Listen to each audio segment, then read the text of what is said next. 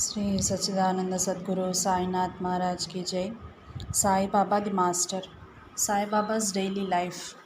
As days passed, devotees started streaming to Shirdi in ever growing numbers. The village was fast blooming onto a famous center of pilgrimage. As gifts and presentation flowed in, the pomp and ceremony of Sai worship were fast growing. But Sai Baba's life of a fakir remained calm and undisturbed. He never allowed his personal life to be in any way altered, and therein is the saint's spiritual glory we might glimpse at his daily life. In the morning, Sai Baba used to get up quite early and he first attended to his prayers.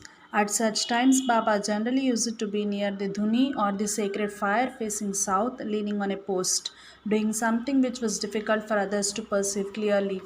For at such moments, people were not allowed to go near him, not even within a range of 50 yards. The servants and the attendants could carry on their usual service of cleaning things or replenishing the fuel in the dhuni or sacred fire. He used to mutter words like Yade Hak, but they were seldom clear or loud enough to be overheard at such a distance.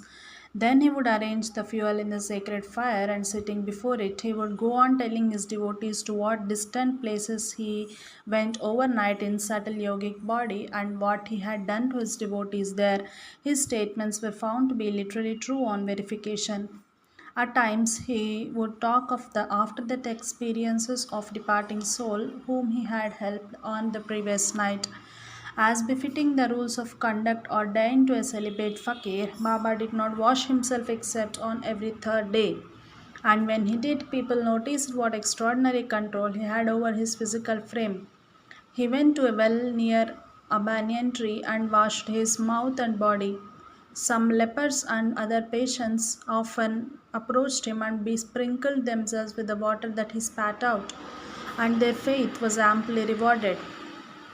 On some occasions, Baba's method of washing himself was frighteningly marvelous. He was seen to vomit his intestines, clean them thoroughly with water, and place them on a small shrub to dry, and he would then swallow them all again. How this was possible for him we shall note when we refer to the manner of his sleeping. Then Baba went out on his first round of begging food. He never ate in anyone's house nor did he cook for himself. He never kept any food in store for the next meal. He remained a true mendicant to the last day of his life, begging his food from a few houses a day. Though, towards the peak years of his fame, the gifts of the money that the devotees gave him amounted to 3 to 400 rupees a day, and many a millionaire was literally choking him with the daintiest of sweets and saviors as their offerings. Baba never cared to touch them but distributed them freely to all and sustained himself by his begging. While starting out on his begging rounds, Baba would fold a garment over his shoulder in the form of a bag that dangled before his left arm, and holding on a can or a tin mug in his other hand, he approached a few houses about 5 a day and called out, Mother, please give me roti. He used to receive all liquid and semi liquid foods like soup, vegetables, milk, or buttermilk in the tin pot. Solid foods like cooked rice or root or roti were received in the folds of the garment. Then he returned to Masjid, put a small roti and rice in the sacred fire as a sacred offering, and placed the rest of it in a mud pot. Exposed or uncovered cats and dogs Exposed or uncovered, cats and dogs, beggars and servants took freely from it, and Baba never drove them away, nor did he ever feel any revulsion for them. He never cared for the taste of the food while eating it. He freely mixed all the food of diverse taste into one mass and ate a few handfuls of it. His devotees were thrilled to note his perfect conquest of the palate and perfect sense of equality to all creatures.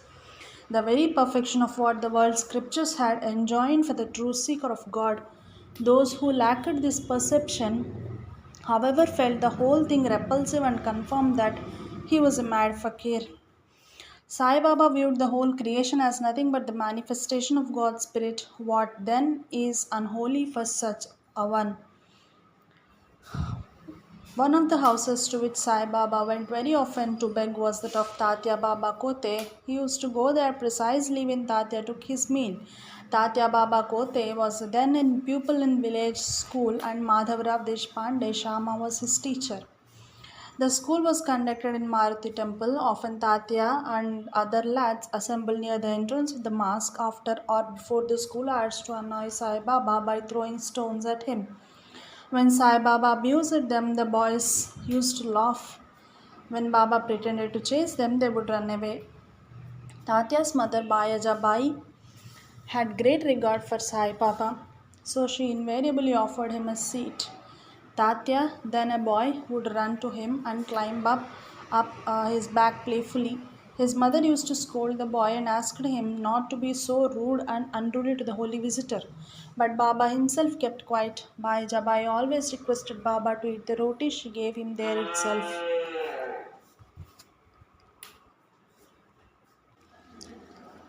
Bhai Jabai always requested Baba to eat the roti she gave him there itself. Occasionally he accessed to her request. She then used to give him milk or buttermilk, onions, papad, and pickles, which he accepted. The year after his arrival at Shirdi, there was a severe famine in that area. At that time, Baba did not beg anywhere except at the rich Nandaram's house and at Tatya's, and he received only half a roti from each house.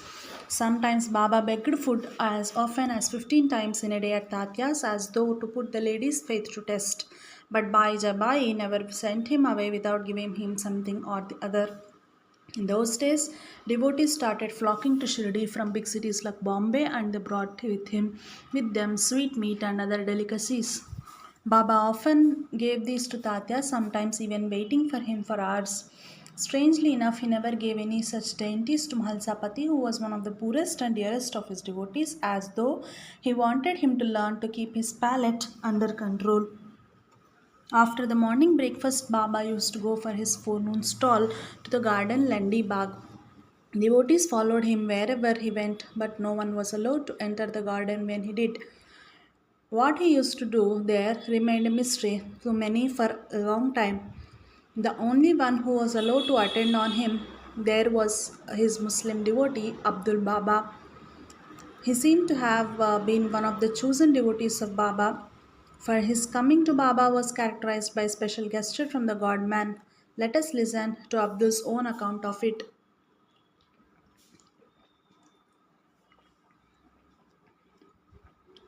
I came to Shirdi 45 years ago from Nanded on the banks of river Tapti. I was under the care of the fakir Amiruddin of Nanded. Sai Baba appeared in the dream of the fakir and delivering two mangoes to him, directed him to give those fruits to me and to send me to Shirdi. Accordingly, the fakir gave me the fruits and made me to go to Sai Baba of Shirdi. I came here in my 20th year. Baba welcomed me, saying, "My crow has come." Baba directed me to devote myself entirely to his service.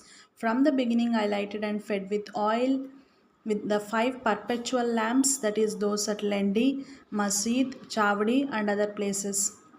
I used to look after the Lendi and the ever burning light maintained by Baba there. It was in those days placed in a hollow in the earth, scooped to the depth of about 2 feet and protected with a cover from being blown out. There was a pandal. A zinc sheet was the top of the pandal. Some 20 curtains were tied all around to form something like a tent. I remained in it and looked after the lamp in the center of it. That light is shifted from its place now very slightly and is put in a raised pillar of bricks and mortar containing an enclosed chamber for it. At Lendi Bagh, Baba would sit close to the light. He sat behind the lamp post and not in front of it. The lamp was not visible to him. I never saw him gazing at it. I filled 2 buckets with water and placed them near him. This water he would scatter all around that lamp. He would get up from the light and walk a few yards in each direction and go on gazing in that cardinal direction. I do not know why he did like that or whether he uttered any mantra while doing so. By about 10 a.m., Baba returned from Lendi Bagh and then for an hour and a half he sat with visitors. A detailed picture of these items of Sai Baba's daily life are given as recorded by Kaparde in his Shirdi diary in a later section. Sometimes during this period he would again go out for another round of begging. At about noon, Aarti was performed by the devotees, at the end of which Baba distributed udi to all of them and they left for lunch. Devotees used to get the first portions of their lunch or some other special delicacy prepared for the occasion as offering to Baba. Baba sometimes took the whole offering and distributed to all and left a little for the devotee. Along with some devotees like Bade Baba and Shama, Sai Baba sat inside the masjid for lunch and usually curtains were drawn for privacy for his devotees. None was expected to enter the masjid once the curtain was lowered. The mosque was an old mud structure in such a bad shape that now and then some of the earth and stones used to fall from the ceiling. One day, Baba, along with some of his devotees, were having their lunch. Suddenly, a cracking sound was overheard by all. At once, Baba lifted his hand up in a gesture and said, "Sabar, sabar," that is, wait, wait. The noise stopped when everyone had finished his meal. Along with the devotees, Baba also came out. At once, a huge part of the ceiling, the earth, stones, and parts of the rafters fell down with a loud noise exactly in the same spot where Baba was seated earlier. Only then did everyone understand that Baba said wait to the crashing roof, and it did wait. Once Sai Baba appeared to a lady at Barhampur in her dream, standing at her door and begging for khichdi, that is rice cooked with dal or pulses and salt. Later, when her husband was transferred to Akola, they went to Shirdi and stayed there for 2 months. The lady longed very much to serve khichdi to Baba as he asked her for it in her dream vision, but for some reason or the other, she could not do so for 16 days. On the 17th day, she could at last prepare khichdi. By the time she arrived there, Baba already sat for lunch and the curtain was lowered. At first, she was little disappointed, but soon she threw up the curtain and entered with the offering. Precisely, Sai Baba was saying that he wanted khichdi first, and the devotees were in a fix as there was no khichdi. Exactly at the moment, the lady of Barhampore was there with that. Baba took it eagerly and ate it. Baba wanted to demonstrate to her that experience she had at her hometown was not just a dream, but a vision which he graciously watched her. Immediately after lunch, Baba sent his devotees away to their lodgings and often spent some time alone. No one went to him at that time as he was thought to be in his mystic meditation. However, very few devotees happened to enter the masjid at that hour, that is between 12 noon and 2 p.m., and noticed that Baba was engaged in a very strange mystic rite. Das Ganu Maharaj described it thus: Baba was occasionally doing something strange between 1 and 2 p.m. at the mosque with a cloth screen in front of him, and when he was alone, he would take out a pouch 10 or 15 old coins. He would take out a pouch of 10 or 15 old coins. They were of various values and descriptions, that is 3 paise, 1 anna, 2, 4 and 8 anna pieces and 1 rupee coins. He would rub his fingertips constantly and gently against their surfaces, whether with or without mantra, I cannot say. Their surfaces had all become worn out and smooth. He would say as he rubbed his finger against the coins, "This is Nanas, this is Bapus, this is Kakas, etc." If anyone approached him, he put them back in the pouch and hid them. At about 2:30 p.m. or so, devotees and visitors start again assembled in the mosque and put all their petitions before him. Towards evening, Baba just walked in the front yard of the mosque and stood for some time near the outer wall, leaning against it and talking to the passers-by along the road. The place is marked now with his padukas there. At about 5, he again went to the Lendi and returned to the sunset where devotees performed Aarti. Then Baba spent some time with the devotees narrating some parables. Then he gave the daily gifts of money to beggars and some devotees, thereby emptying his pockets of day's collection of dakshina. Then he sent all home for the evening meal. Some people used to stay on with him a little longer, and at night they would all return to their lodgings, leaving Baba to rest. There is a strange incident connected with Baba's method of sleeping. At first, Baba kept a sackcloth as his seat during the day and as bed at night. Several sheets of cloth later came to be added to it as gifts from devotees. Once a devotee by name Deingle presented a wooden plank about 4.5 feet long and about 3/4 of feet wide to Baba so that he might use it as a sleeping board. Baba accepted the gift and used it, but in a strange manner. When he was alone, Baba somehow managed to suspend the plank from the ceiling of the mosque about 7 feet above the ground and nearly a foot and a half below the roof by means of thin strips of cloth. They were indeed so worn out that people wondered how they bore the weight of wooden plank. On the four corners of the plank, he kept four earthenware oil lamps burning all through the night, and Baba slept on the plank. People wondered how the strips of cloth bore the weight of the plank and of Baba's body. Then, how could Baba accommodate himself on such a small plank without disturbing the oil lamps or snapping the strips of the cloth? And how did he climb up to such a height without the help of any ladder or support?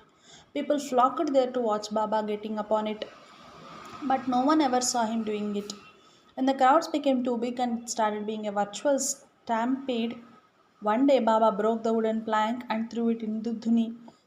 Then a devotee H.S. Dikshit offered to give Baba a cot to sleep on. Baba said, "I do not want it.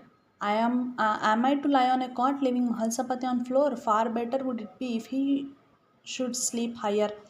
Dikshit then offered two planks, one for Baba, one for Mahalsapati. Baba replied, "Sleeping on the plank is no joke. Who will sleep keeping his eyes open all awake like me? Only such a person can lie on the plank. Even when I lie on the ground, I ask Mahalsapati to sit by me and keep his palm on my chest. I lie down, making mental Nama Smarana as a remembrance of Lord's name, and I say to Mahalsapati, feel it by placing your hand on my heart. If you catch me dozing, wake me up." Such was and is my order to him. So you see that a plank will be of no use to him. One is reminded of the verse in Bhagavad Gita, chapter 2, verse 69, which says, "What is night to all beings? Therein is a restrained man or a sage is awake, and where all the beings are awake, that is night for a Muni, Shir." How literally the verse would be true in case of such a great Shir as Baba. Baba never allowed anyone else to stay with him at the mosque at night except his closest devotees, Tatya Kote Patil and Bhalsapati.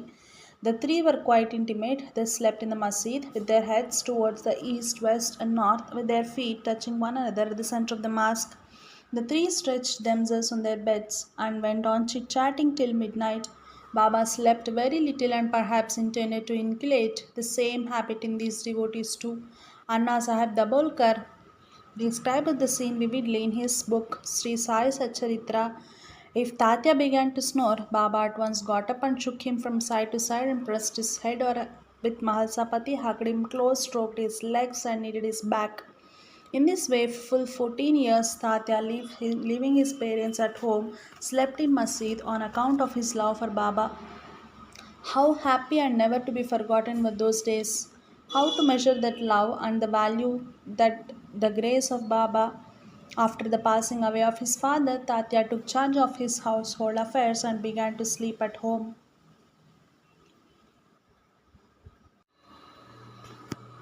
In this section, we shall look more closely at what Baba said and did. I shall quote extensively from Kaparde's Shiridi's diary. This enhances the feeling of Sai Baba's presence, and when we read on a visit to Shirdi, this section lends a new dimension altogether to our stay there. After his night's sojourn in the Chavadi, the devotees offered the first Aarti, worshipful offering of light, early in the morning. It was called the Kakada Aarti. In the meanwhile, the mosque was kept clean by the devotee Madhav Fasle. After the Aarti, Fasle would request Sai Baba to come to mosque. Sai Baba never stirred from his seat without Fasle coming to invite him to do so. Then he returned to the mosque. Mr. Kaparde describes his attendance at Kakada Aarti in his Shirdi diary. December 26, 1911. I got up early and attended Kakada Aarti. Sai Maharaj was rather in an unusual mood, took his stick, satka, and with it tapped the ground round about. By the time he descended the steps of the Chavadi, he walked twice backwards and forward and used violent language. January 7th, 1912. In the morning, I got up early and attended the Kakada Aarti. Sai Maharaj looked exceedingly pleased and gave me yogic glances. I passed the whole day in a sort of ecstasy. January 17th, 1912. We went to Chavdi for Kakada Aarti. Megha was too ill to attend, so Bapu Sahib Jog did the Aarti. saying Sai Baba showed his face and smiled most benignly. It is worthwhile spending years here to see it even once. I was overjoyed and stood gazing like a madman. February 14th, 1912. I got up early, attended the Kakada Aarti, and was very much struck by the fact that Sai Baba, on leaving the Chavdi, made passes with his short stick towards east, north, and south. Then he proceeded the hard words as usual and later went on to Masjid. He narrated two stories. A traveler was accosted in the morning by a demon, Rakshasa, and looked upon it as a bad omen. But on proceeding further, he saw two wells, the sweet water of which slaked his thirst. When he felt hungry, he met a husbandman who, on suggestion of his wife, supplied him with food. He saw a field ripe with corn and wished to have harda.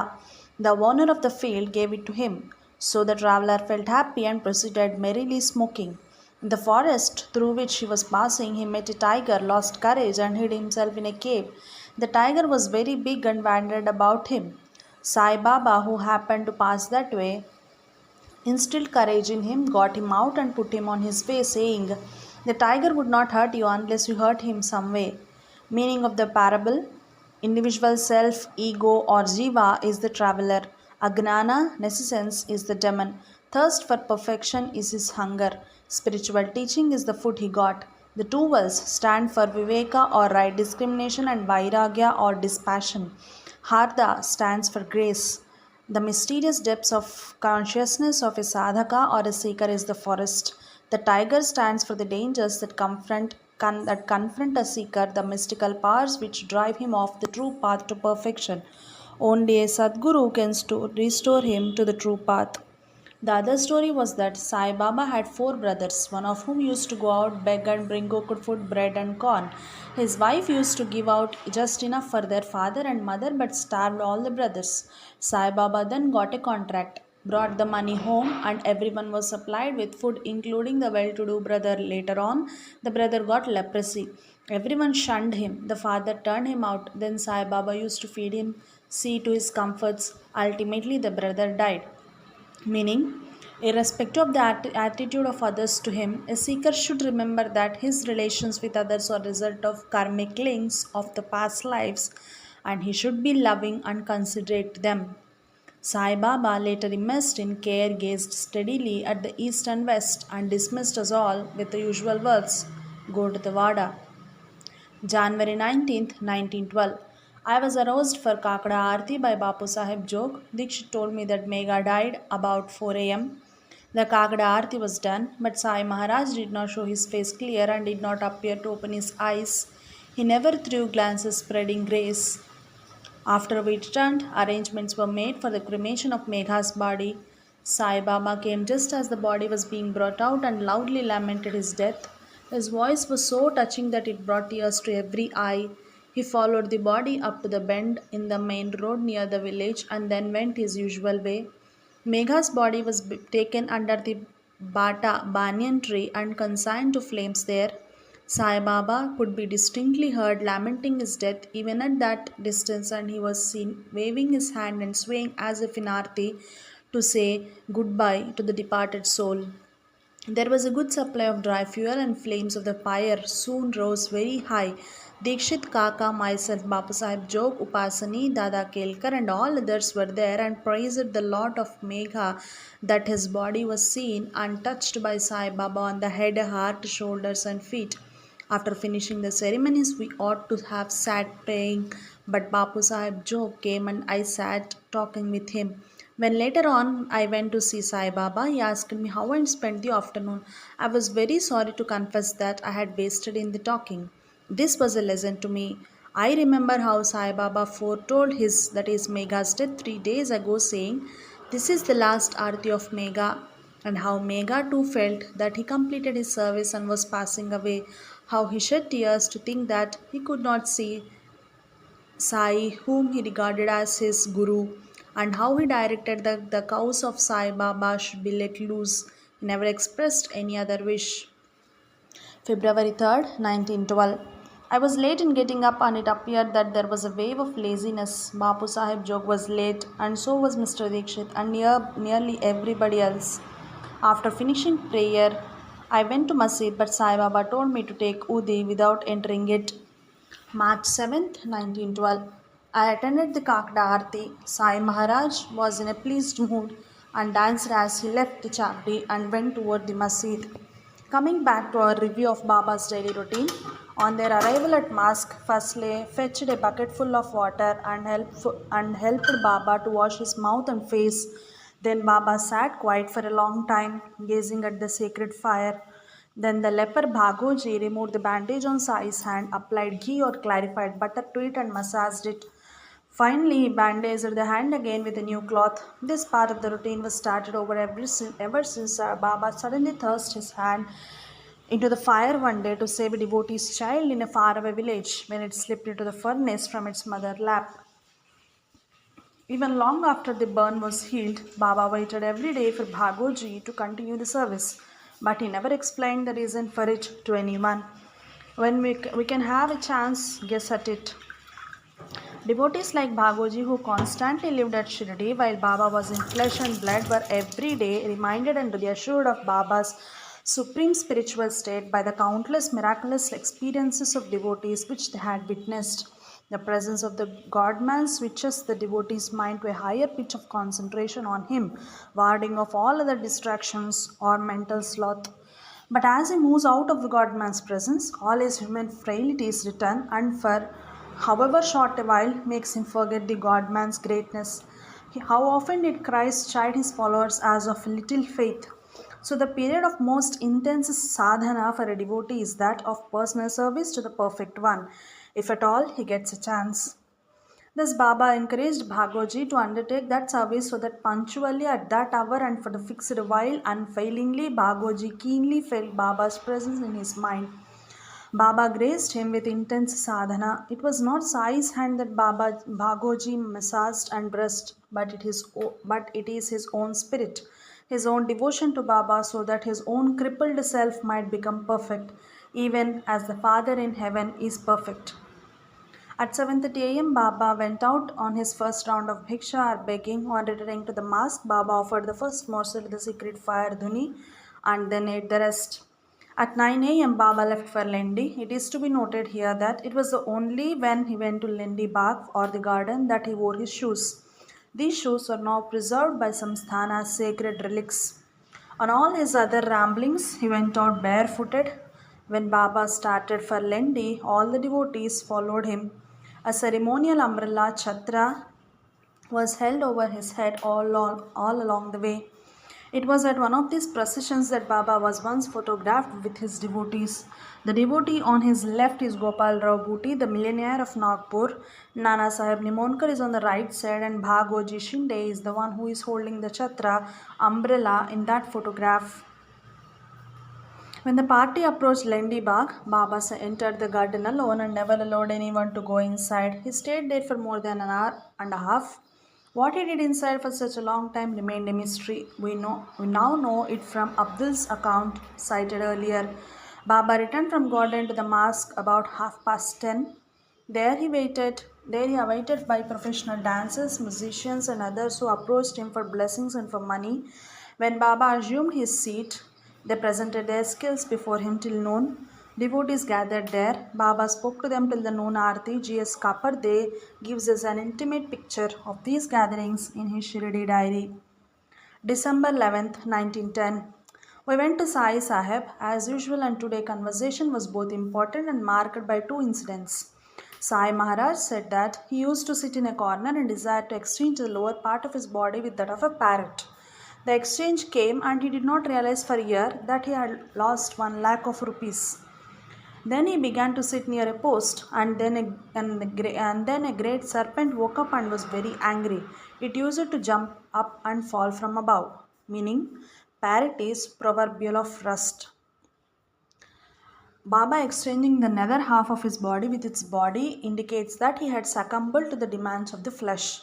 The lakhs of rupees he had lost indicates that he had lost all the spiritual power he had accumulated by the earlier sadhana. The pillar stands for the spine and sitting at its foot symbolizes meditating on the base of the spine or Muladhara. The jumping snake is the awakened Kundalini or the serpent power. Then Baba changed the subject apparently and said that he visited a place and the patil there would not let him go unless he made a plantation and a hard footpath through it.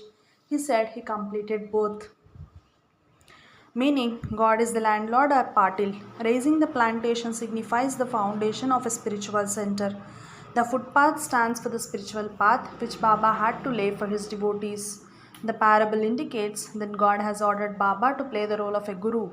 It is interesting to note that Baba did raise a garden at the spot where now stands the Samadhi Mandir, which is the beacon light to innumerable spiritual seekers. Some people came in at this time. To the man, he said, "You have nobody but me to look after you." Looking around, he added, regarding a woman, that she was a relation of his and had married the Rohillas who looted the man. Then he said that the world is bad. People were not as they were before. Formerly, they used to be pious and trustful. Now they are unbelieving and disposed to contemplate evil. Then he added something which I could not catch. It was something about his father, grandfather, and his becoming the one and other alternately. Now, as to the instance, Mr. Dikshit brought fruits. Sai Sahib ate some and was distributing the rest. Bala Sahib, Mamaltadar of this taluka, was there and said that Sai Maharaj was giving away only fruits of one kind.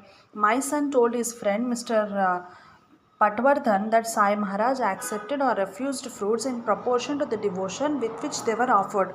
This made a little noise, and Sai Maharaj looked at me with an eye that blazed wonderfully and sparkled at me with anger. He demanded what I said. I replied that I was saying nothing and that children were talking with each other. He looked at my son and Patwardhan and changed the mood immediately. Towards the close, Bala Sahib Mirikar remarked that Sai Maharaj was talking all through to Hira Bhavu Dikshit. December 12, 1910. Mr. Dikshit appears to have turned a new leaf altogether, and he spends a good deal of his time in prayer, and his temper, which was always mild, appears to have acquired the peculiar sweetness which is entirely due to inner peace. We all went to Sai Sahib later on. I was a bit late and missed a very interesting story told by him. He teaches in parables. It was about a man having a very beautiful horse which do what he could, would not go in pair. It was taken all around and given all the usual training to no purpose. At last, a Vidwan, learned man suggested its being taken to a place from which it was originally brought. This was done, and then the horse went all right in the harness and became very useful, meaning the horse stands for mind, which is difficult to harness and unite with a chosen object of meditation. Taking it to its original place signifies investigating the source of mind where it naturally gets stilled. I heard a fragment of the parable. Then he required when I was going home. I replied that I would go when he gave me permission of his own accord. He replied, "You go today after taking your meal," and later on sent curds by the hand of Madhava Rao Deshpande as prasad to me. I had it at meal and soon after it went to Sai Sahib. He confirmed his permission to go as soon as I want. My son did not feel sure of the permission and so asked expressly, and the permission was given in clear words. Sai Maharaj today asked dakshina of others but nothing of me or my son. I was very low in funds and he appeared to know. Kaparde left Shirdi that day. He again returned for a long stay there on December 6, 1911. December 6, 1911. I went with Madhav Rao to pay respects to Sai Maharaj and saluted him from a distance. He was washing his hands and feet at that time. Later on, we went to him in company and sat near him in Masjid. He told us a story of his having been with a fakir who was fond of good food. This fakir was invited to dinner and he went with Sai Maharaj. At the time of their starting, fakir's wives asked Sai Maharaj to bring some food from the feast for her and gave a pot for the purpose. The fakir ate so well that he decided to sleep at the place. Sai Maharaj returned with food, tying up the cakes to his back and carrying the liquid in the pot on his head. He found the way very long, lost his way, sat near a Mangwada, the colony of low caste people, to rest for a while.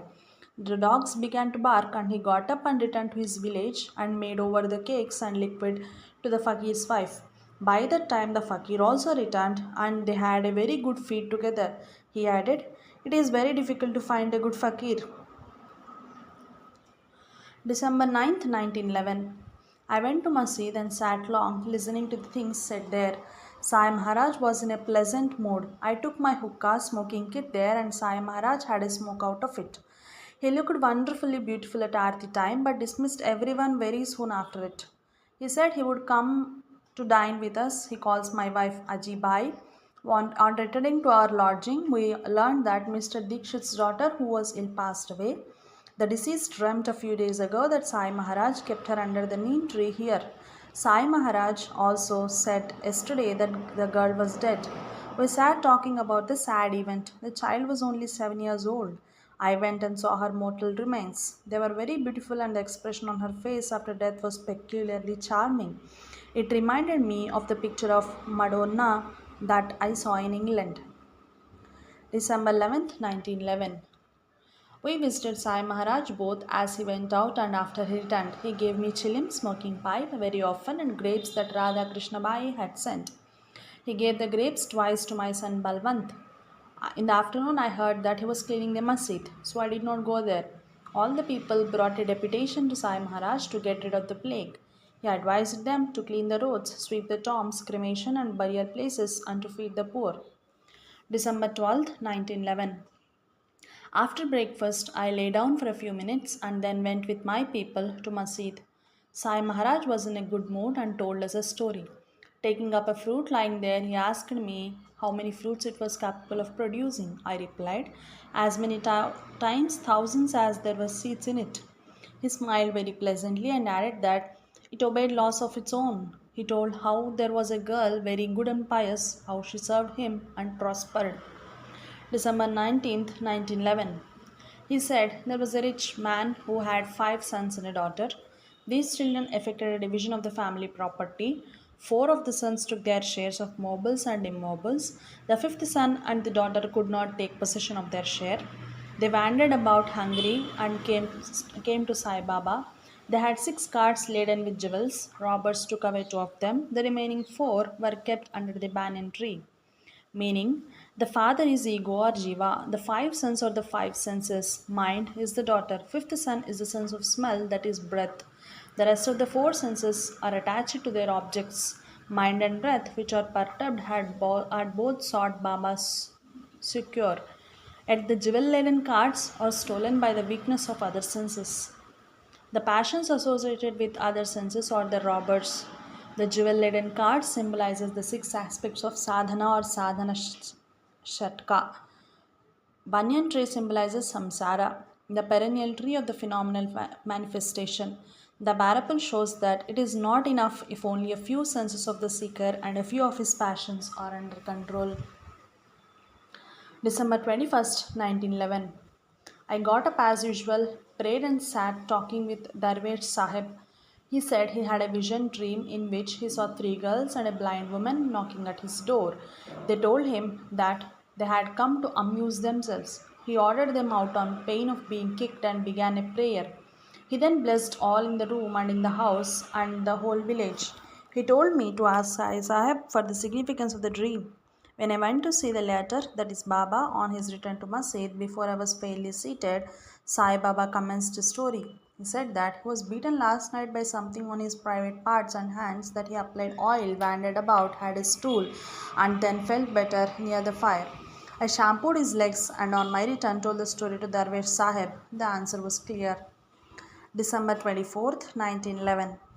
A lady by name Anasuya Bai appeared to be spiritually advanced. Sai Maharaj treated her with great consideration and gave her 4 fruits.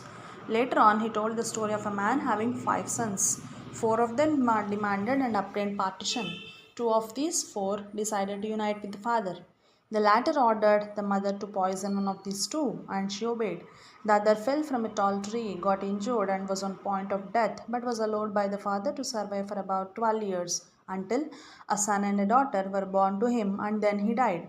Saying Baba said nothing about the fifth son, and to me the story looks incomplete, meaning meaning God is the father, Prakriti or Maya is the mother, the five sons of the ego, Buddhi, Manas, Chitta, and body. The sun ego or Ahankara had perished. The discriminating, the illusionary mind that wields the spirit got subdued, and hence it could beget the two children, devotion and wisdom. So nothing remains to be said of the body, which is then realized to be unreal from the absolute point of view. December 25th, 1911. My son Balwant had a dream last night in which he thought he saw Sai Maharaj and Mr. Bapu Sahib Jog in our Elichpur house. He offered food to Sai Baba. He told me about the dream and I thought it was a mere fancy. But today he, Baba, called Balwant and said, I went to your house yesterday and you fed me but gave no dakshina. You should give 25 rupees now. So Balwant returned to the lodgings and went with Madhava Rao Deshpande and paid the dakshina offering of money. At midday aarti, Sai Maharaj gave me prasad of peda, fruits, and made a distinct sign to make a bow. I at once prostrated myself. January 1st, 1912.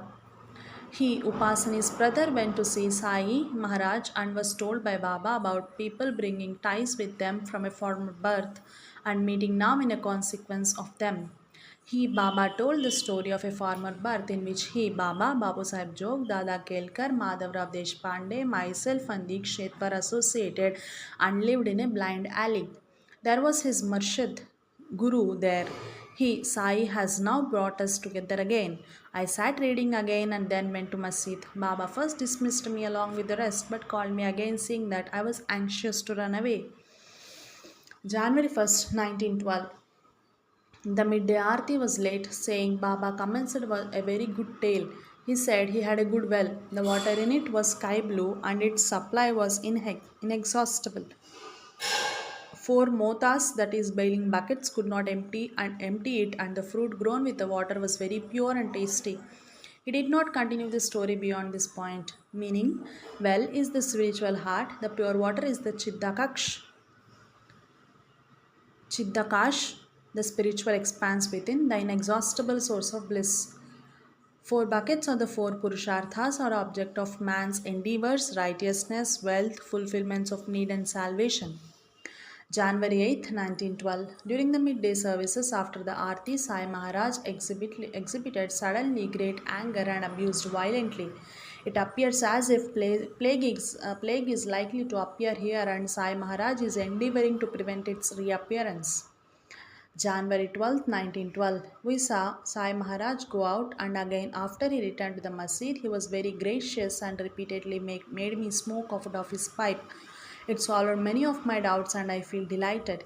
He was very kind to Balwant, sent for him, and let him spend the whole of the afternoon with him. January 14th, 1912. I went to Masjid after return and found that he was arranging for a bath. In the afternoon, when I went, Sai Baba did not admit anybody. When Sai Maharaj went out, he asked me how I spent the morning, which was a mild rebuke for my not having read and contemplated. I went to see him again when he returned, and he was very kind. He commenced a long story and kept on as if speaking to me, but I felt sleepy all the time. I did not understand anything of the story. I was told afterwards that the story was a very thinly veiled recital of the events that actually happened in the life of one Gupte. January 16th, 1912. I was able to see Sai Maharaj go out, but was late in going to see him after he returned to the masjid. He not only showed no displeasure but treated me with positive kindness, and I sat serving. That is because Mr. Kaparde spent his time in prayer and is listening to Paramamrit, a celebrated Marathi work on Vedanta.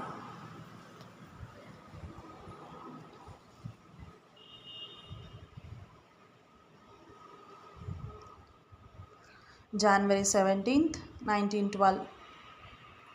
We saw Sai Maharaj go out again after he returned to the masjid. He gave me silent instructions, but like a fool, I did not understand them. January 18th, 1912. We saw Sai Baba. He treated me very kindly, and while I was serving, he told me two or three tales. He said many people came to take his money. He never resisted but let them take it away. He only noted their names and followed them. When they got down for meals, he killed them and brought his money back. Meaning, this parable describes the attentive watching of the mental process which leads to quieting the mind and regaining of calm meditation. One pointedness of mind, dispassion, control of senses, etc., or the wealth, desires born of various modes like Rajas and Tamas or the thieves. The other story was that there was a blind man. He used to live near Takia here. A man enticed away his wife and eventually murdered the blind man. 400 men assembled at Chavdi and condemned him. They ordered him to be decapitated. This order was carried out by the village hangman who did the work out of some motive and not merely as a piece of his duty. So the murdered man was reborn as the son of the hangman. Sai then commenced another tale. In the meantime, a stranger, a fakir, came and touched Sai Baba's feet. Sai Baba felt very angry and rather showed that he was so shook off. The fakir, who showed great tenacity and persistence without losing his own equanimity.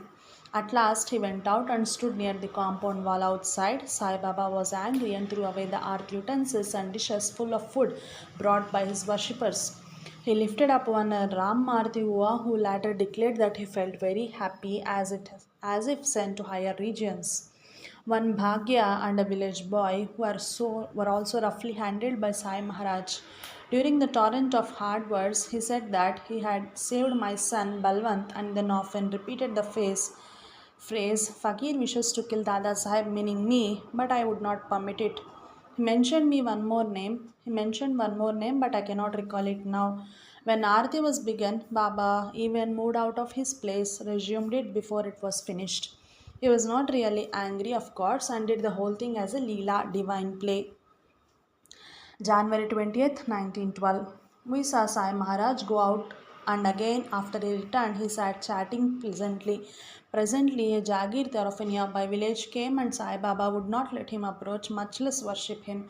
Many people interceded for him in vain. Appa Kote came and did his utmost to secure at least the usual kind of puja for the Jagirdar, and saying Sai Baba relented so far as to let him enter the masjid and worship the pillar near the fireplace, but he would not give Udi. January 22nd, 1912. During the course of worship, he, Sai Baba, put two flowers in his two nostrils and put two others between his ears and on the head. I thought this was an instruction. Sai Baba repeated the same thing second time, and which interpreted it a second time in my mind. He offered the chilim smoking pipe to me, and this confirmed me. He said something which I particularly wished to remember, but it went clear out of my mind, and no efforts made all through the day could bring it back. I am most surprised at this as this is the first experience of the kind. Sai Baba also said that his order was supreme, Bala, which I understood to mean that I need not be anxious about the health of my son. January 24th, 1912. Lakshmi Bai Kauzalgi attended our Paramamrit class and went to Masjid after I reached there. Sai Baba called her his mother in law and made a joke about her saluting him. This gave me the idea she had been accepted by him as his disciple, meaning her mind is the daughter of her soul, which was surrendered to Baba, and hence she is his mother in law. January 29th, 1912. I did not get up till 12:30 or 1 p.m. Madhavrao Deshpande and others tried to awaken me for the Aarti, but I did not respond. They went to Aarti and somehow the matter reached the ears of Sai Baba, and he said that he would awaken me. Somehow I got up as the Aarti was being finished and attended the closing portion of it. February 7th, 1912. I found Sai Maharaj sitting, and in the yard a man was exhibiting tricks taught by him to a monkey. There was also a professional singer and a dancer. She had a good voice and she rendered religious songs. February 9th, 1912. Sai Baba was in a very good mood. The young boy whom we called Pishya came there. Sai Sahib said that Pishya was a Rohilla in his previous birth, a very good man, that he prayed long and once came as a guest to Sai Sahib's grandfather. The latter had a sister who used to live separately. Sai Sahib was a young boy himself then, and he playfully suggested that Rohilla would marry her. Later he did so. The Rohilla lived there with his wife for a long time and ultimately went away with her. Nobody knew where. He died, and Sai Sahib put him in the womb of the present mother.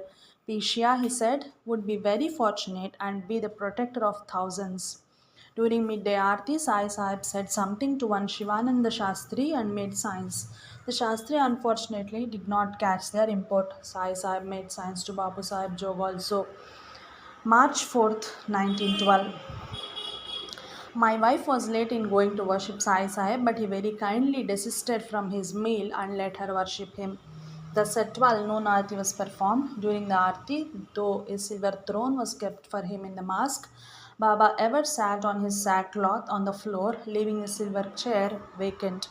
The devotee Radha Krishnamai hung a garland of bangles as a decoration to the entrance of mosque. Nivedana or offering of food was brought before Aarti was commenced. After Aarti, Bapu Sahib Jog distributed barfi near the neem tree to all the devotees. After Aarti, Baba sat for the meal. Every day, a large number of devotees gathered before the mosque with dishes of lunch to be offered for him as Naivedya before they took it. Usually, Baba touched the dishes with his hand and gave them back, but occasionally he took a morsel out of one of them. Baba never had his lunch alone. Quite a number of his intimate devotees dined with him there in the masjid. For instance, Baba never lunched without Bade Baba sitting by his side. Others were also there. Tatya Patil, Ramchandra Patil, and Bayaji Patil sat on the left side of Baba. On the right side sat Bade Baba, Madhavrao Deshpande alias Shama, Booty, and Kaka Sahib Dikshit. In the mango season, Baba daily took one fruit at lunch, just tasted it, and gave the rest away to the others. Just before everyone started eating, Baba mixed one seed of milk, one seed of sugar, and one seed of rotis together in a bowl and distributed it to all as prasad, consecrated food. Later, Sri M.V. Pradhan described this part of Baba's routine thus. Ever since my first visit, I was having my dinner at mosque with Baba. Baba, with his own hands, stuffed the food into our plates and cups in large quantity. Instead of throwing away such a valuable prasad, I asked my niece to come up and take away about three-fourths of what was served to me, and that sufficed to feed my family. Yet what I ate warded off all hunger or appetite for a night meal. Baba almost invariably gave dessert, that is, fruit, etc., at the end of the meal. But when I went up with Babu, Baba noticed that Babu did not care for cooked food and served mangoes and fruits first, so that Babu might have a full meal. When other children were born, I would take three children with me, including Babu, to the mosque to dine with Baba. By the time everyone in the mosque finished his meal, many more that waited outside for prasad were given the same. Then Sagudmer Naik cleaned the mosque by removing the remnants of lunch and scrubbing the floor. Baba again sat in his usual place when Sagudmer Naik gave him betel to chew. At the end of it, he gave a tumbler of water which Baba drank. Then the latter used it to receive of the daily dakshina of 2 rupees from Shagun Meru Naik. After an interval of 2 hours, all the visitors assembled in a mosque after their siesta. Parties of visiting artists too presented their skill before Baba. These included Haridasas, Puranics, circus people, and Bahurupis, a type of fancy dance. And Baba gave away 2 rupees per individual at the end of their performances. Among the devotees were some like Lakshman Shimpe, who took illegal commissions from Baba's gift while distributing them. Same. Baba never reprimanded them but kept quiet. After some time, Baba walked all over the front yard of the mosque. At the end of the walking, he invariably stood at one spot near the wall of mosque and sometimes chatted with those that passed along the road. Very often his words were cryptic. For instance, once he said, "10 serpents have gone, many more will come. People will flock here like ants. Vani, the merchant, and Teli, the oil vendor, have troubled me much. I won't stay in Dwarka Mai for long. I will go away from here." Sometimes such was the emotional fervor that he would start to leave immediately. On such occasions, Tatya would rush to him, leaving all the work and pacify him, saying that he, Tatya, would punish all those and who troubled him, Baba, and that he would not allow Baba to go away from Shirdi. "Let us not go today, Baba," Tatya would often say. "We'll go sometime after. People, please be pacified for the present." It cannot be explained why Baba behaved like that, but it is strange that none except Tatya dared to approach Baba when he seemed upset. Tatya then Baba would quietly resume his seat and chat with the devotees as if nothing had happened, or sometimes he would go out for his evening stroll. either before his walk in the front yard of the mosque or after that. The kind of talk that went on in the mosque can be seen from Shirdi Diary. December 7th, 1910. We Bala Sahib Sahasrabuddhe, my son Bapu Sahib Jog and children went together and sat there in the masjid. Then Sai Maharaj turned to me and said, "This world is funny, all are my subjects. I look upon all equally, but some become thieves, and what can I do for them? People who are themselves very near to death desire and contrive the death of others. They offend me a great deal, but I say nothing. I keep quiet. God is very great and has his officers everywhere. They are all powerful. One must be content with the state in which God keeps him. I am also very powerful. I was here 8 or 10,000 years ago. My son asked him to tell him the story, as I had promised earlier, about three brothers who went to a masjid. One of them wished to go out and beg, the others did not want him to do so, on the ground that the food obtained by begging would be impure and would pollute their chauka. The third brother replied that if the food spoiled the chauka, his leg should be cut off, etc. etc. Sai Maharaj said it was a very good story. He said he could tell another when he was in the humor.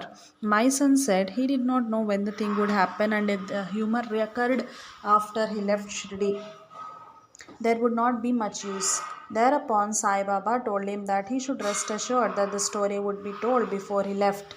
I asked him why he was angry yesterday, and he replied that it was because the Teli said something. Then I asked why he cried out, "Do not bleed, do not beat," today at the time of distribution of food. He replied that he cried out because the Patil's family were quarreling and were divided among themselves. Sai Sahib spoke with such a wonderful sweetness and smiled so often and with such an extraordinary grace that the conversation will always remain engraved in my memory. Unfortunately, other people came and the conversation was interrupted. We were so sorry for it, but it could not be helped. December 8th, 1910. Later on, we went to see him in the afternoon but had to turn back as he was washing his feet. Later, we went again, but Sai Sahib dismissed us very soon. So we returned. He appeared very much engaged in thinking about something. A police officer, I believe, a head constable, was charged with extracting money and was tried by the Court of Sessions. He vowed to visit Sai Maharaj if he was acquitted, and so he came to fulfill his vow. On seeing him, Sai Maharaj appeared affected and said, "Why did you not stay there for a few more days? The poor people must have felt disappointed." He repeated this twice. We learnt afterwards that the gentleman's friends pressed him to stay and he did not comply with their request. He had never seen Sai Sahib before, and of course the latter could not have seen him before. The wonder is how Sai Maharaj knew him and said what he did. December 8th, 1911. I saw Sai Maharaj once more in the afternoon. Looking at me, he said, "Ka Sarkar, how now, landlord?" Then he gave me general advice that I should live as God keeps me, and added that a man fond of his family has to endure many things, etc., and told the story of a rich man who starved till evening, cooked for himself, and ate a very rough bread, all on account of a temporary difficulty. December 10th, 1911. I made two attempts to see Sai Maharaj in the afternoon, but he was not in the mood to see anybody. There is one Gokhale from Narsobas Wadi. He says he was mystically directed to see Narayan Maharaj of Khed and Sai Maharaj. Sai Maharaj this afternoon appeared some. Sai Maharaj this afternoon prepared some medicine which he took. December 13th, 1911. About 4 p.m., I went with Balwant, Bhishma, and Bandhu, who brought my hookah, and Sai Maharaj had a smoke of it. Madhav Rao asked for permission for me to return to Amroti, but Sai Maharaj said that he would decide about it tomorrow morning. He got all the people there out of the masjid and advised me very kindly in a very truly fatherly way. December 14th, 1911. Sai Maharaj said that I could go tomorrow or so, and added that I should serve God alone and no one else. He said, "What God gives is never exhausted, and what man gives never lasts." December 16th, 1911. Madhavrao Deshpande asked for Baba's permission for me to return home, and Sai Maharaj said I might go the day after or a month hence. December 17th, 1911. Towards evening, I went to Masjid, but Sai Maharaj asked me and my companions to bow from a distance. He, however, called my son Balwant Balwant near and told him to bring Dakshina. We all saluted him opposite the Chavdi. December 18th, 1911. He, Sai Maharaj, said, I had filled my bucket, was enjoying the cool breeze of the neem tree, and was enjoying myself. While he was enduring all manner of trouble and had no sleep, he was in a very pleasant mood. December 19th, 1911. Sai Baba this afternoon went out towards Neemgaon, visited Dengle, cut a tree, and came back. Many went after him with musical instruments and escorted him home. December 20th, 1911. Darwesh Sahib told me that Sai Baba saw him at night and granted his wish. I mentioned this to Sai Maharaj and he said nothing. I today shampooed the legs of Sai Maharaj. The softness of his limbs is wonderful. December 22nd, 1911. Sai Maharaj was particularly pleasant looking and went quietly to Masjid. Darwesh Sahib made an attempt to go home today, but Sai Maharaj did not give the necessary permission. Later, Darwesh Sahib got ill and had fever. One Tipnis is staying here with his wife. She is ill, and Dr. Hate has been doing all he can for her. She had a fit in the evening, but it turned to be an obsession by a spirit. Dikshit, Madhavrao Deshpande, and others went to see her. She is possessed by the former owner of the house in which she lives and by two Mahars, low caste. The owner declared that he would have killed her, but Sai Baba ordered him not to. The Mahars are also kept away by Sai Baba. When Tipnis threatened to move his wife to this Vada, the spirits prayed earnestly and asked him not to do so, as Baba would beat them. Later, Tipnis changed his lodging and his wife is better. December 23rd, 1911. Darwesh Sahib had obtained permission to return. He is obviously very much advanced spiritually, as Sai Maharaj came as far as the breach in the wall to see him off. Mr. Mahajani came today and brought very good fruits and globes of glass for Sai Baba's lamps. Mr. Govardhan Das of Bhayandar is also here. He brought very good fruits, silk curtains for Sai Maharaj's improved room in Chavadi, a new dress for the volunteers who carry the ceremonial umbrella, charmers, and fans. There was a little meaningless disagreement between Madhavrao Deshpande and my wife about living in Dikshitswada. Sai Maharaj said that the Vada belonged to himself and neither to Dikshit nor to Madhavrao. December 26th, 1911. We saw Sai Maharaj in the afternoon. He was very gracious. Today he spoke with my son Balwant and got him to sit there even after he told everybody to clear out. He told him not to admit any guest in the evening and to take care of him, Sai, and that in return he would take care of him. January 21st, 1912. After the Aarti, Sai Baba followed the usual custom of using harsh words against the internal enemies by naming them as Appa Kote, Teli, Vaman Tatya, etc. February 5th, 1912. We saw Sai Sahib. He was very kind to me, said a few words, and in dismissing the company after Aarti, called me by name, told me to shake off my sloth and look after all the ladies and children. Mrs. Lakshmi Pai Kausalgi was given a piece of bread and told to go and eat with Radha Krishna Bai. This is a great good fortune. She will be happy hereafter. February 6th, 1912. Fakir Baba appears to have asked Baba about my going away, and Sai Baba answered that I told him that I would go tomorrow. When my wife spoke about going, Sai Baba said that I did not ask him for permission personally, so he would not say anything. I happened to go there soon after, and Sai Baba said that I could not go away without taking from Dada Bhatt 500 rupees and 200 rupees from someone else and making them all over to him. February 10th, 1912. Sai Baba was in a very pleasant mood and said that his body has been severed from his legs downwards, that he could raise up the former but not the latter.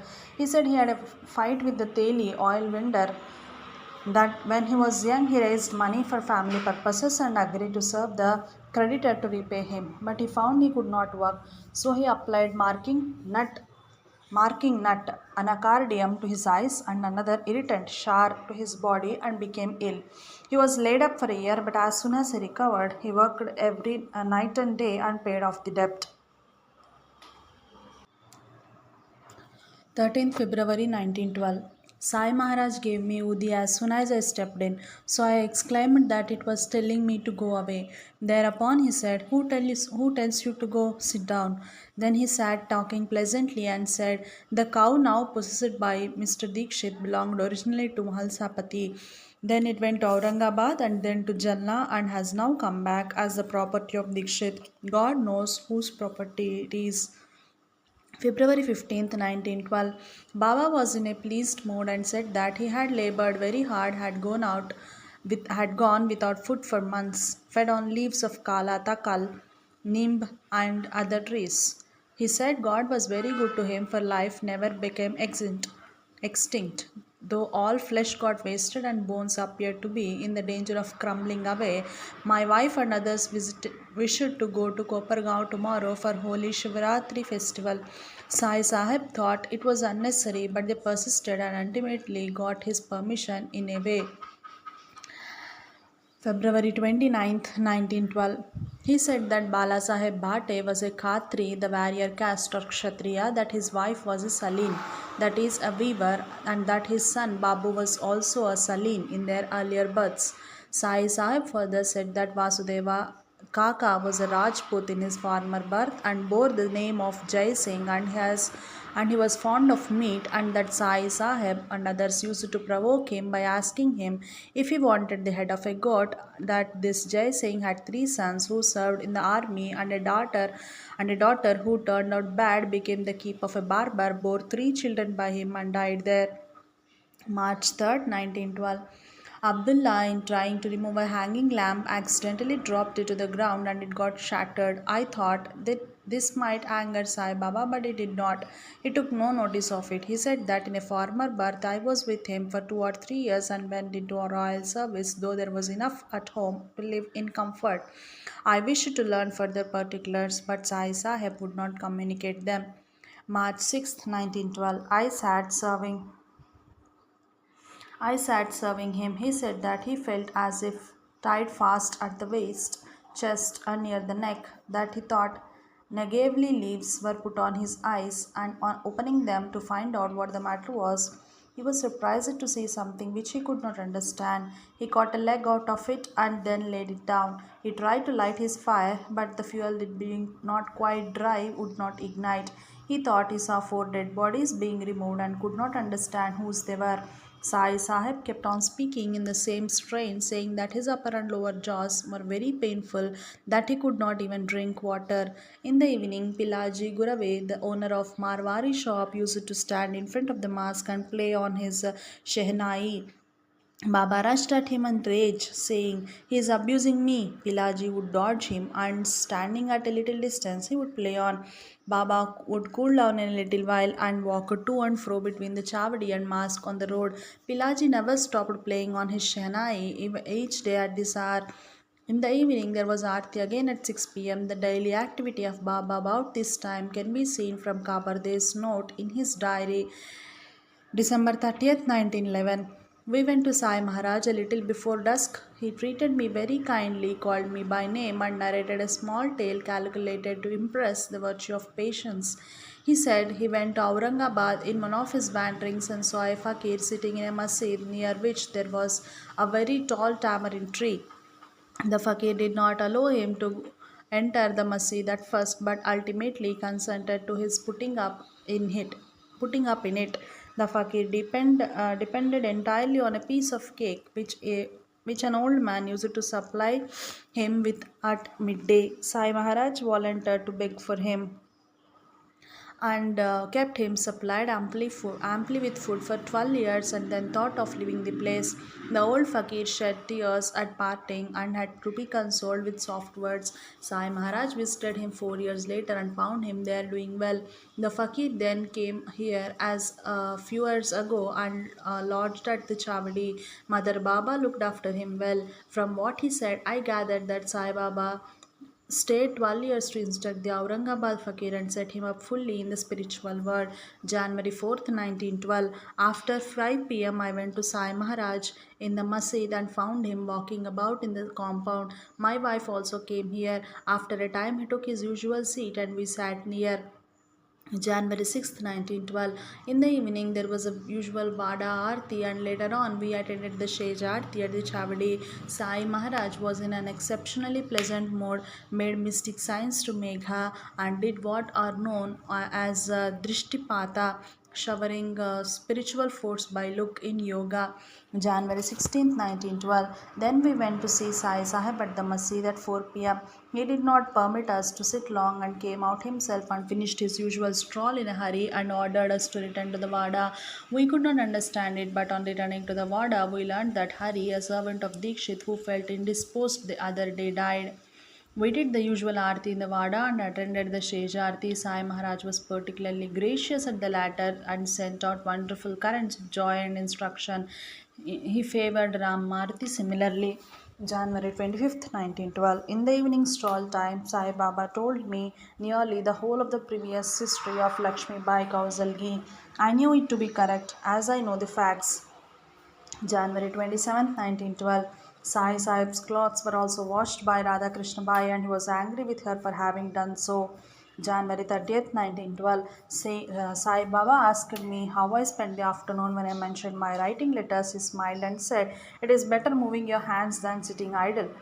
January 31st, 1912. Sai Sahib was in a pleased mood. Talked pleasantly, danced and sang, and reminded me and others very strongly of what Lord Krishna did in Gokul. February 1st, 1912. Before Sai Baba started on his stroll, he told Mr. Dikshit to give 200 rupees to my wife, who was then shampooing the legs of Sai Sahib. The order was unaccountable. Has it come to this that I have to be maintained by charity? I prefer death to this. Sai Sahib, I think, wished to curb and finally destroy my pride. So he is getting me used to poverty and the charity of the others.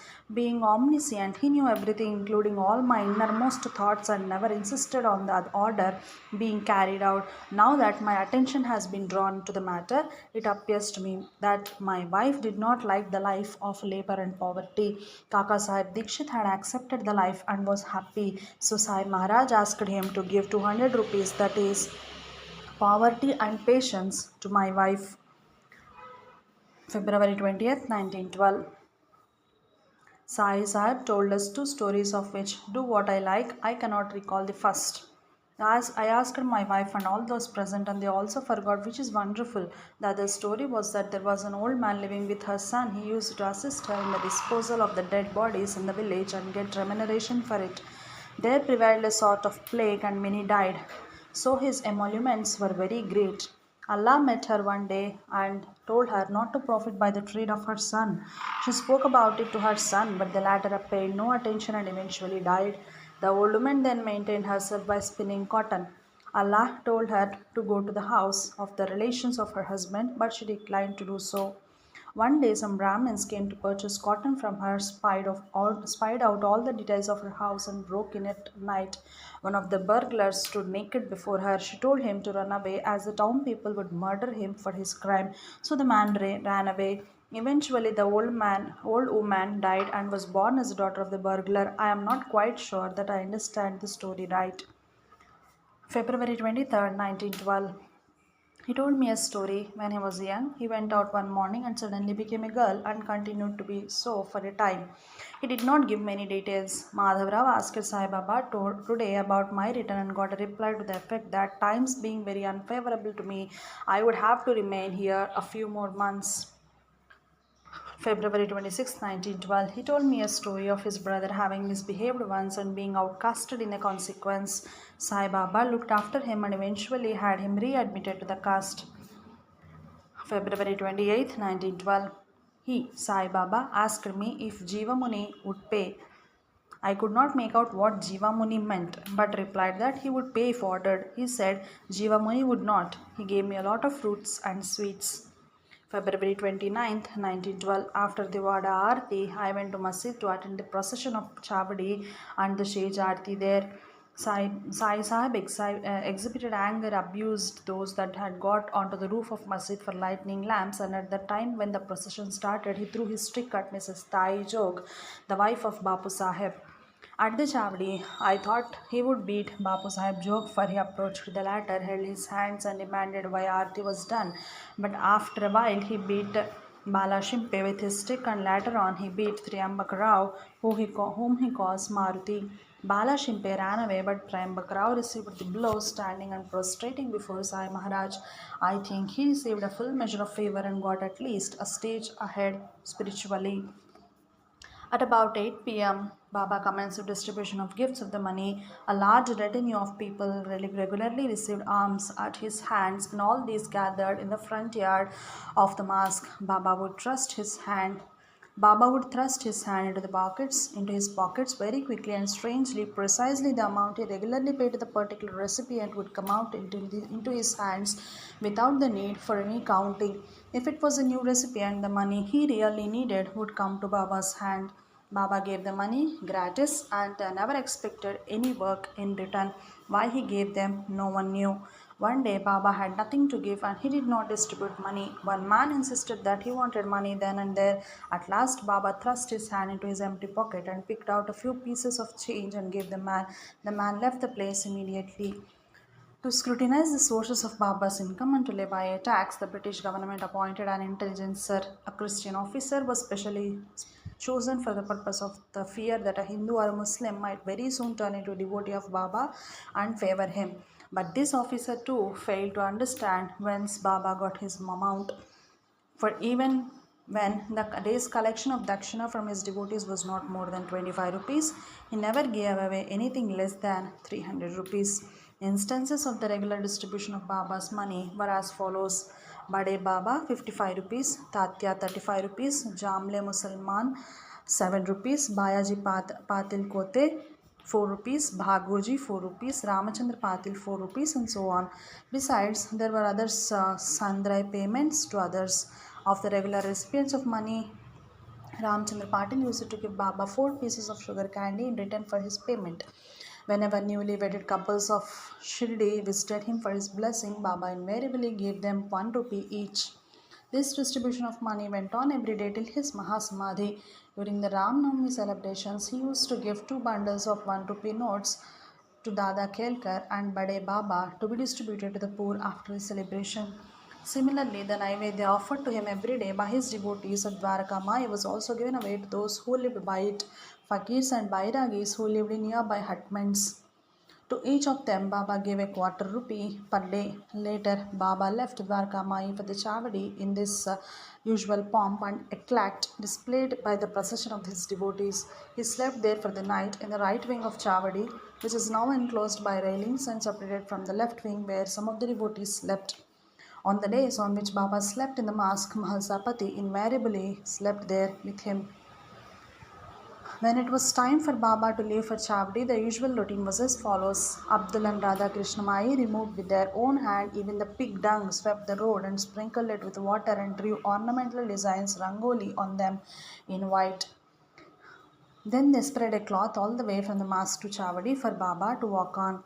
Then Tatya Patil came to the mosque and invited Baba to the Chavdi. When Baba got ready to step down from the mosque, Pilaji Gurave would begin to play on his Shahnai. There were also a whole band of devotees that started bhajan, chorus, chanting of devotional songs. The Shamshuddin or Shamakarna, the horse, went before Baba. Behind the horse, the palanquin was carried by the devotees. Though the horse and the palanquin were offered to Baba for use, he never mounted them but always walked behind them. Baba's shoes were placed in the palanquin. The ceremonial umbrella was held over his head as he walked towards the Chavdi. When he arrived at the corner of the masjid, Baba would stop there in front of Hanuman temple and make mystic signs. Then he would proceed to Chavdi. On such days, the night Aarti took place in the Chavdi. Aartis of Saint Tukaram and Saint Jnaneshwar were sung first, and finally the Aarti was sung to Sai Baba. When Aarti was sung to the glory of Tukaram and Jnaneshwar, Baba sat in attention and did obeisance namaskar to them. After that, Baba rested there for the night. As there were too many mosquitoes, the devotees tried to fix up a mosquito curtain for him, but Baba would not permit him. He got wild and threw it out more than once when they forcibly fixed it up, but finally he acquiesced. As his bedstead, he used a gunny at first. Later on, he used the cloths offered to him by devotees, a number of them, as his bed in the chavadi. If in placing them the devotee overlooked a very slight fold in any of them, Baba insisted on all the cloths being removed and the fold being set right. At about 9 p.m., Tatya Kote Patil used it to get Naivedya of rotis to Baba. Baba took a little of it. It was at this time that he gave Tatya his daily payment, 35 rupees. Early next morning, the same group of disciples brought him to Dwaraka Mai in a procession with music and bhajan and left him there. Baba's estate. Everything in God's creation and God's own, yet he possesses nothing and covets nothing. On the other hand, he lavishes all that is his on his creatures, though only a few can receive what he gives. Others have eyes but do not see, they have ears but not hear, they even understand yet do not consider. The greatness of a saint or prophet depends on how near he is to this aspect of God, and such God men arise amidst us only to tell us to be perfect, even as the Father in heaven is perfect. We have seen how Baba distributed huge amounts of money every day to several people. How rich was he to do that? What estate had he? The dilapidated mask was his palace. Beggars were his courtiers. The ash of his duni was all his wealth. A tattered, long sleeved shirt was his robe of honor. A brick which he always had with him was his pillow. The rough hewn baton was his scepter. The small piece of cloth around his head was his crown. The food he begged at 5 houses a day, and his clay tobacco pipe were his only possessions. A few more of such articles he had. How and when he got all these is interesting to see, so that those who dare might find the direction therein. Baba had only one long sleeved loose shirt, kafni at a time, and it was a very old and torn in many places.